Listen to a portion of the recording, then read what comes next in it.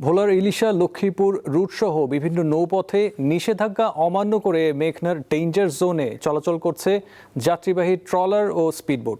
জীবনের ঝুঁকি নিয়ে এসব নৌযানে উত্তাল মেঘনা পাড়ি দিচ্ছে হাজারো মানুষ। এতে বড় ধরনের দুর্ঘটনার শঙ্কা থেকে যাচ্ছে।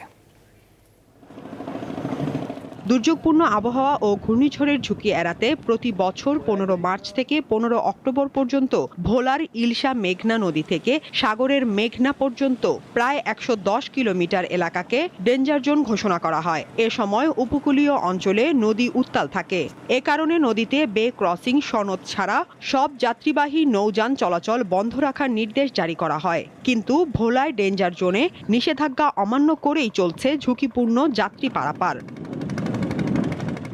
বেশিরভাগ নৌযানের নেই বৈধ কাগজপত্র কিংবা অনুমোদন, নেই কোনো নিরাপত্তা ব্যবস্থা, এমনকি লাইফ জ্যাকেটও নেই।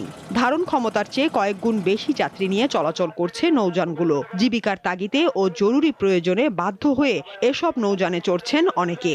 একটা পনেরোতে লঞ্চ আসা দেখি যে লঞ্চ নাই, এরপর আমরা আসার সময় দেখা যদি ফেরিতে যাই গাড়ি নিয়ে আসি, সেখানে দেখি যে ফেরি কোনো টাইম টেবিল ঠিক নেই, কখন গাড়ি কখন ফেরি ছাড়বে, কখন ফেরিটা আসবে এটা কেউ জানে না। নদী যে উত্তাল, এই ট্রলার মানে পদক্ষেপ না নিলে ওখানে যানবাহন দিয়ে না গেলে কর্মস্থানে পৌঁছা যায় না।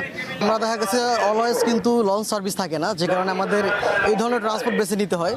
প্রতিদিন এই রুটে সরকারি ও বেসরকারি মিলিয়ে 4টি সি ট্রাক ও 2টি লঞ্চ চলাচল করছে, যা প্রয়োজনের তুলনায় খুবই কম। এছাড়া ভোলা লক্ষ্মীপুর রুটে ফেরির নির্দিষ্ট কোনো সময়সীমা না থাকায় ভোগান্তিতে পড়েন যাত্রীরা। বর্ষার মৌসুমে নদী অনেক উত্তাল থাকে, এই বোটে যে কোনো সময় যে কোনো ধরনের ইনসিডেন্ট ঘটতে পারে। এই সার্বক্ষণিক লঞ্চের একটা ব্যবস্থা করলে ভালো হয়।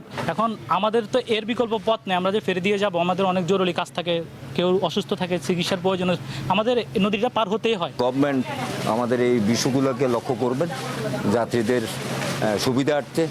বিআইডব্লিউটিএ জানিয়েছে, অবৈধ নৌযানের বিরুদ্ধে কঠোর অবস্থানে আছে প্রশাসন। আমার টিকে আমি বলছি, নির্দেশ দেওয়া আছে, আমাদের লোকজনকে দেওয়া আছে, নির্দেশ দেওয়া আছে যাতে ইলিশা থেকে মসজিদ চৌধুরী হাটে যে অবৈধ নৌযান চলে এগুলো যাতে কঠোর মনিটরিংয়ের মধ্যে আওতায় নিয়ে এসে শাস্তিমূলক ব্যবস্থা গ্রহণ করার জন্য। শুধু ভোলা লক্ষ্মীপুর রুট নয়, জেলার বিভিন্ন রুটে অবাধে চলছে ঝুঁকিপূর্ণ নৌযান। এসব রুটে নিরাপদ নৌযানের দাবি যাত্রীদের।